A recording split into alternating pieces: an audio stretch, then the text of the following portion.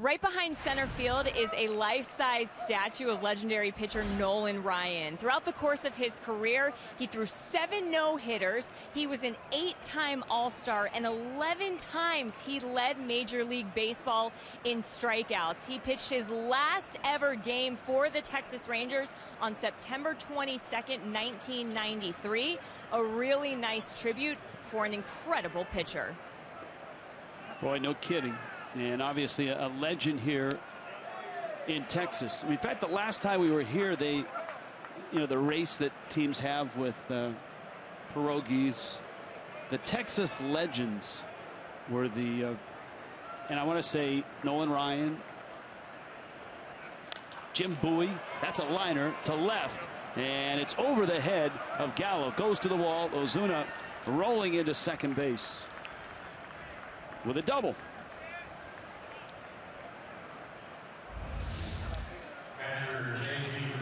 Marcell Ozuna has seen a lot of breaking balls on this trip. Nice adjustment against the Darvish breaking ball. Good extension, drives it left center field. Starts this 4th inning off just right with a double. Here comes Real Muto. You would have liked the Texas Legends race. I mean, I think the last 2 nights they've raced little hockey pucks or whatever they are. They can't be hockey pucks. It's 97 degrees out. What are those things? They're dots, right? Right. They're actually racing dots. Real Muto smokes one into left. Ozuna had to wait to see if it was going to get through. It does. And the throw is cut at the corners. 2 loud hits against Darvish. Sets up this 4th inning. And here comes Ichiro. Looking fastball in, pulls it to the left side, hard through the left side. A base hit for JT Realmuto.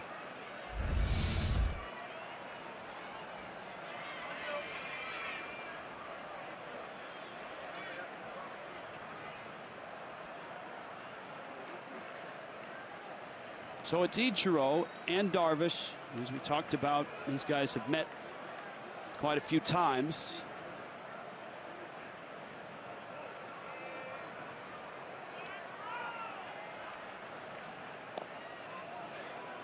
Darvish, though, started his career in Japan about 5 years after Ichiro had arrived in Seattle. And then Darvish arrived in 2012 here in Texas, with Ichiro making his jump to the Yankees at that point. Chases a breaking ball, and it's 1-1. Look at those career numbers with runners in scoring position. My goodness, 624 RBIs, 0.7 average. Some kind of hitter.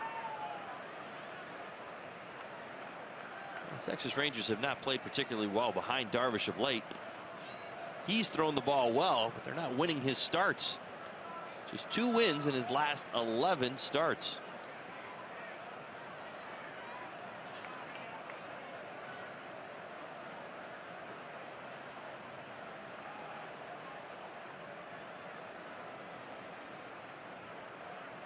See what he gets. 2-1, and a toss back to first.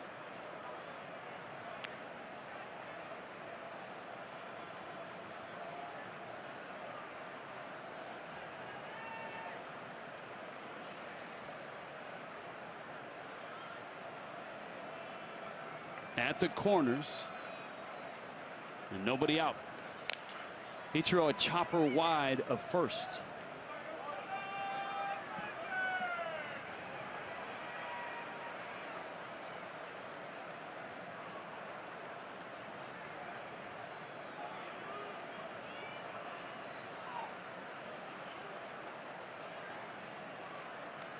Darvish has been using the big breaking ball, get himself out of trouble. See what he does. 2-2.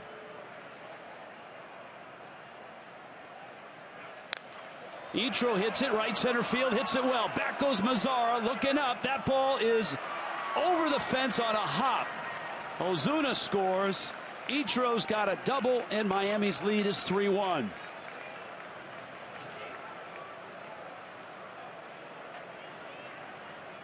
That second run would have easily scored had the ball hit the wall and stayed in. Real Muto was already at third base. Now, breaking ball right down Broadway, as they say. Does not get it down. Ichiro all over it, thinking right along. I mentioned he'd gone to that breaking ball enough times in the ball game. Almost become, well, predictable in that spot. Needed a strikeout. Needed a pop-up. Hung that breaking ball. Ichiro all over it. Infield back. Here's Dietrich. And here's a spot for Dietrich, who's, as I noted, has really been searching for it. Where just contact is going to produce a run. And maybe that alleviates the worry and clears his mind. Doesn't have to drive it far, just put it in play. That one is wide of third.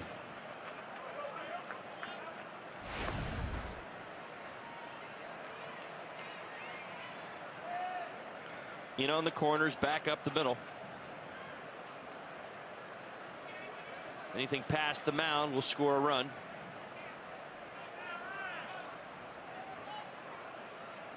And you've got good instincts and speed at third with Real Muto.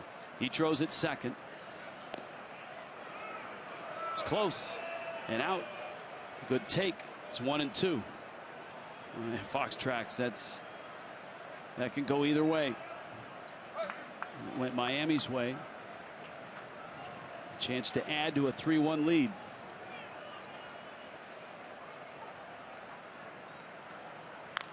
Dietrich up the middle into center field. That's a hit. Real Muto scores.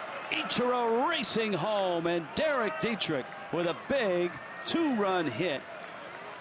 And maybe that did clear his mind. Just look for solid contact. He got it, and he knocks home 2. Now one for his last 20 before that huge base hit. Down 2 strikes. That ball at 95 miles an hour at his eyes. Just able to stay through. We talked about the place to go up the middle. Why not get it past Darvish? You're going to drive in a run, bat to ball, and sometimes you dig a hole for yourself and just simplify a nice short compact swing. Produces 2 more runs for the Marlins.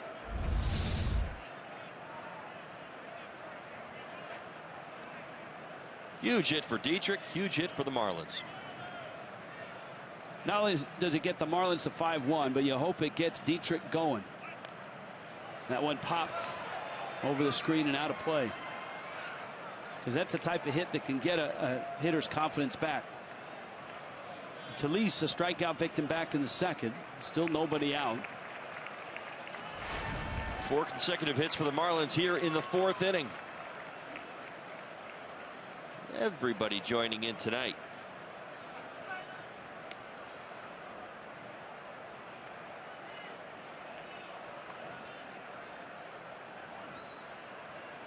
Jeffers, the right-hander, up. Sometimes it's hard to figure. Darvish has called Texas home for quite some time. Very unusual to see splits the way that Darvish has them this year. On the road, 2.49 ERA. Coming into tonight's start, 4.35 at home. Ground ball.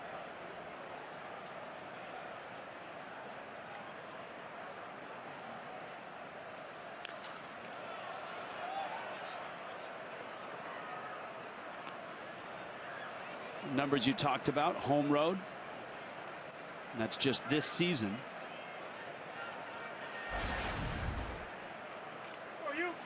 Well, that makes a little bit more sense. Darvish being the ace that he is. You see the ERA is quite similar. Speaks to how good he is in the game. And again, why his name's popping up in a lot of trade rumors. Very interesting this year how different they are. 2 runs different in the ERA. Talise swings and misses, and he strikes out. First out of the 4th. South Florida Honda dealers are ready to roll tomorrow night, and we will be as well, even though it's going to be an early morning arrival for the team. Jessica Blaylock on the desk with Jeff Conine. And that's a rematch. Chris O'Grady and a young right-hander for the Cincinnati Reds, Robert Stevenson. They met on Saturday. Miami beat Cincinnati 5-4. Stevenson went 5 1/3, 5 runs. O'Grady 4 2/3, 3 runs.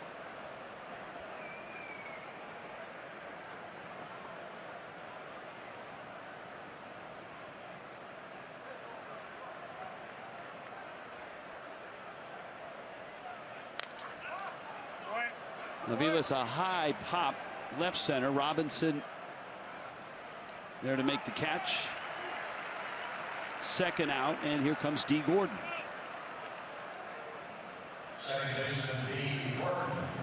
Gordon hit the first pitch of the ball game into right field.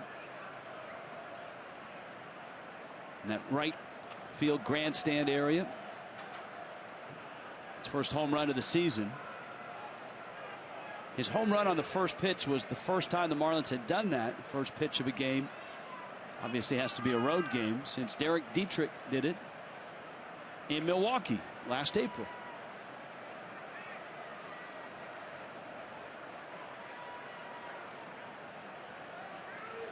Dietrich at first. Now you can run on Darvish. He has not controlled the running game at all in his career. In fact, last 3 seasons, base stealers are 39 of 41. And with Gordon at the plate, if Dietrich has any kind of jump, you might see him moving here.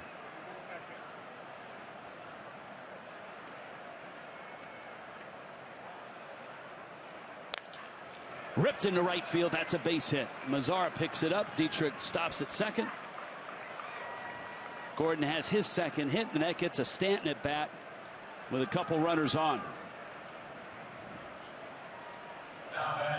Swing of the bat once again by D. Gordon. 2 hard hit balls tonight. Let's give you a little split screen. Adrian Beltre, soon to be Hall of Famer. Giancarlo Stanton as well, I'm sure, keeps going down the same path. Look at this approach. You don't see this very often, Rich. That closed stance that we've talked about so much.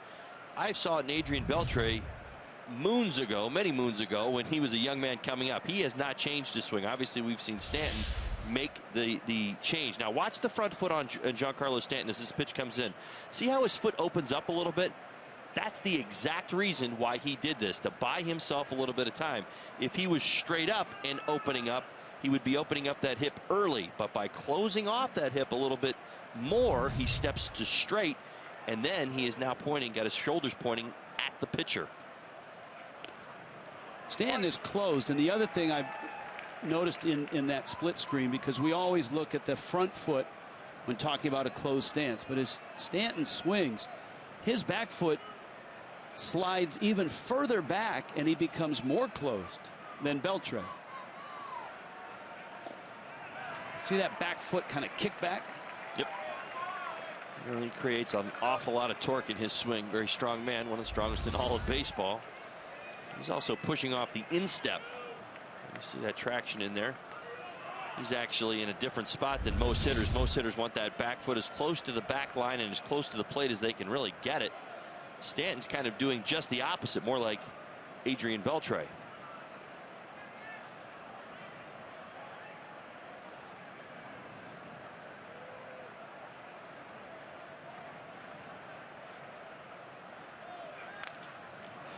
Stanton, a little pop into right center field. Odor won't get it. Scoring is Dietrich. Gordon to third.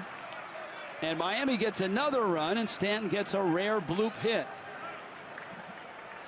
Well, they can't all be Rockets, Rich. Take the bloops right with them.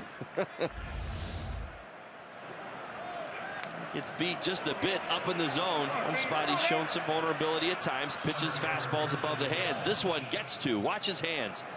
This is an elevated fastball on purpose from Darvish, but Giancarlo Stanton gets jammed a bit, but again, we'll get enough of it out to the outfield. 2-out RBI, and Marlins continue to add on.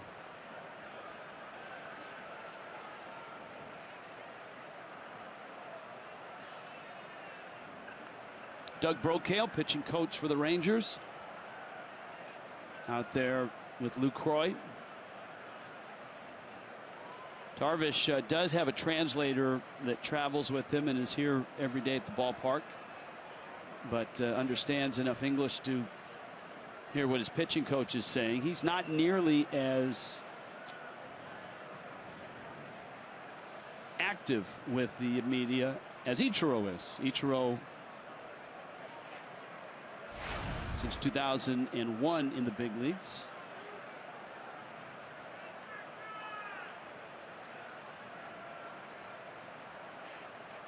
At the corner, Stanton and Gordon. Yelich is homered and bounced out. In the dirt, and LaCroix. You can almost predict the use of the breaking ball here. Christian Yelich has shown the ability to hit velocity all throughout the series and to all fields. Darvish, his fastball is getting knocked around a little bit right now.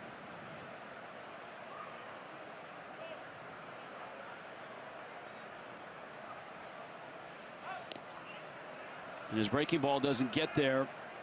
And the count's 2-0. Good hitters count here for Yelich. 6-1 Miami, and a chance to stretch that lead. And it's 25 pitches in right now for Darvish.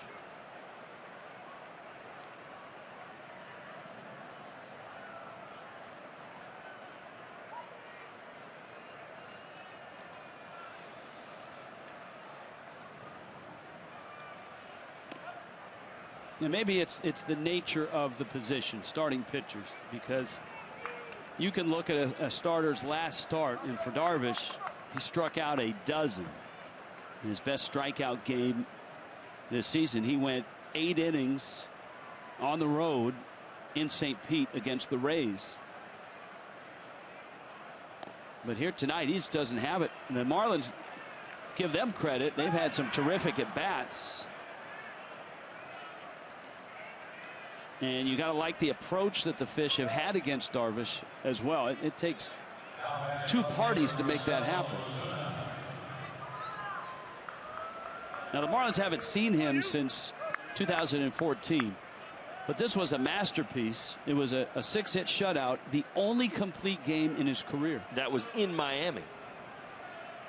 Well, that was here.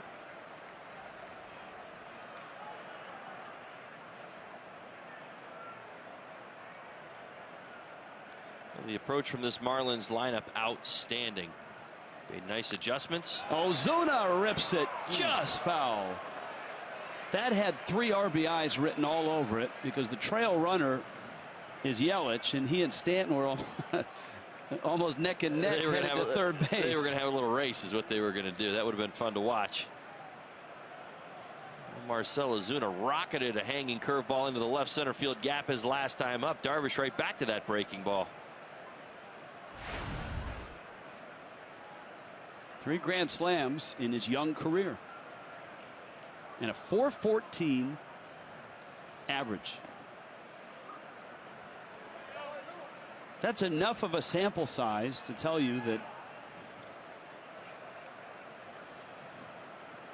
Ozuna likes this spot and thrives in this spot. And this is the magical third at bat that Todd Hollandsworth always. This is the one stat that I keep in my back pocket all season long is I love watching Marcell Ozuna third at bats. He has been so clutch at this point in the ball game. He seems to settle down a little bit. His swing kind of takes shape. Well, that swing was anything but settled. Well, it certainly was. I do believe that you know, you can look at Marcell Ozuna and think just about any time he may chase one, but with 2 strikes, he kind of calms himself down. He thinks about the middle of the field, and it feels like more times than not he really comes through.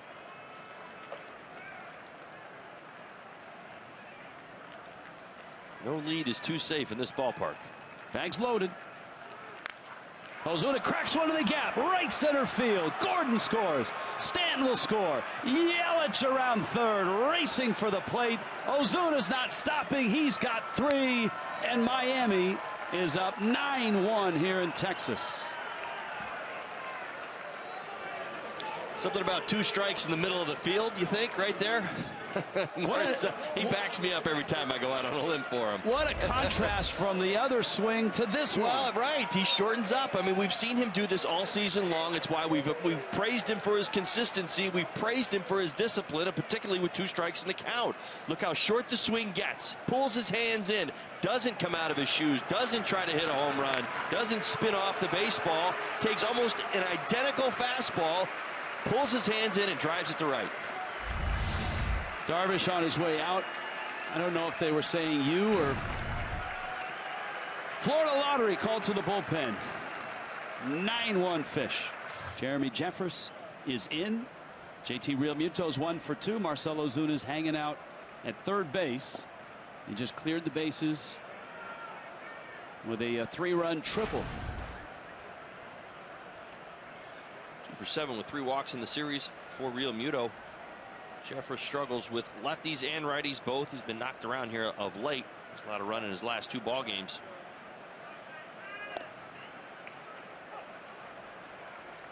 A strike to Realmuto. And a ball and a strike. Jeffress threw on Monday. Stanton homered against him. Darvish looks a little shell-shocked. And some were wondering tonight, and you can wonder now if that was the last appearance as a Ranger in Darvish's career. Well, much like much like anything, you can look at it two ways. You say, okay, well, that didn't go so well. I mean, obviously the numbers are what they are. Put yourself in the position of a rival general manager who's thinking about acquiring you, Darvish, and you watch tonight. Does that change your mind? Well, it's hard because, like I said, it's the nature of the position. Because you go back to the last start, which was a really good one on the road, where he struck out a season-high 12 in St. Pete. There's John Daniels. I think it pretty much comes down to value for the player, what you see it as, and certainly what you're looking for. Realmuto rifles one deep and gone. JT. His 11th. And the 3rd long ball already tonight for the Marlins. And the Realmuto crew is living it up down from Oklahoma.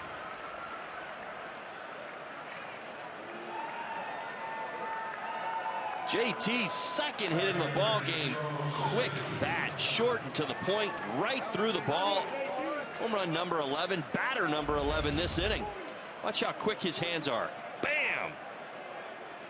Just cuts it off.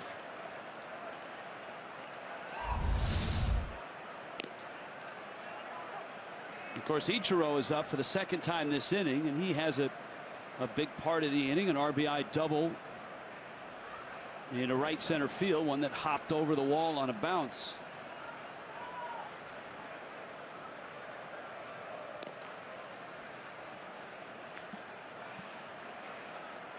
This is one of those nights where, and it's never happened in Marlins history, you've got guys accumulating stuff that put them closer to the cycle. Gordon's got a homer and a single. Ozuna's gone double and triple in the same inning. Realmuto single and homer. Ichiro double. And this ball game still sits in the top of the 4th inning.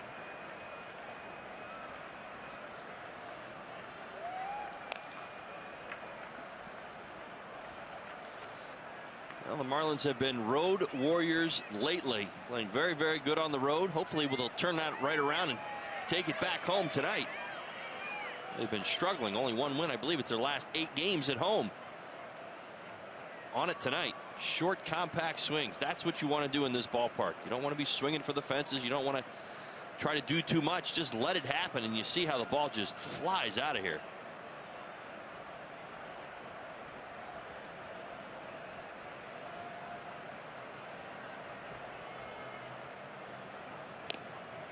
Pitches in. And the count full at 3-2.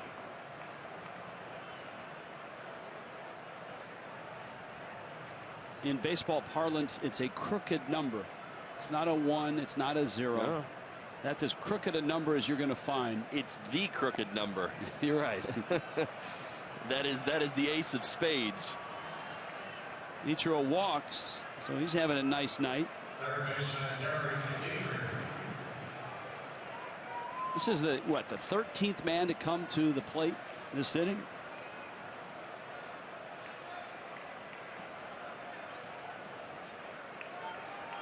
And Dietrich obviously had a big hit. He really, that 2-run single up the middle, helped get that snowball rolling down the hill. Let's hope he builds off of it.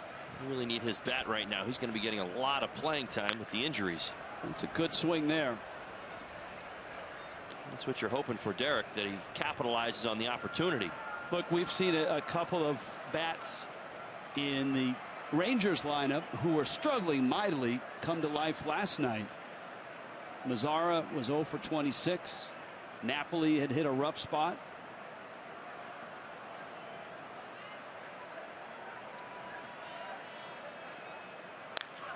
That's another nice swing. It hits the umpire, who was in foul territory. That's Tom Woodring.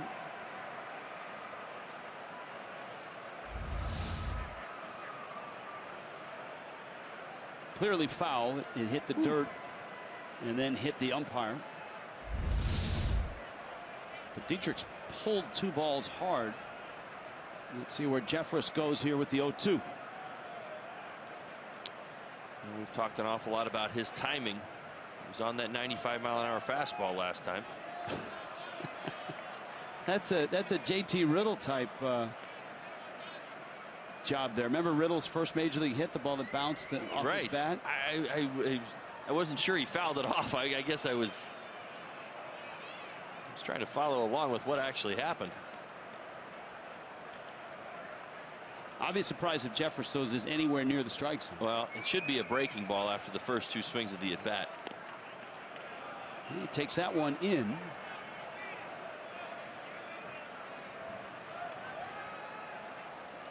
Actually, it was a strike. So we'll file that one away. Dietrich still has life, though.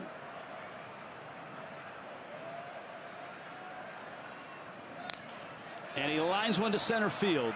Now, that's not a hit, but that's one of the better swings he's had in a while. So good to see for Dietrich.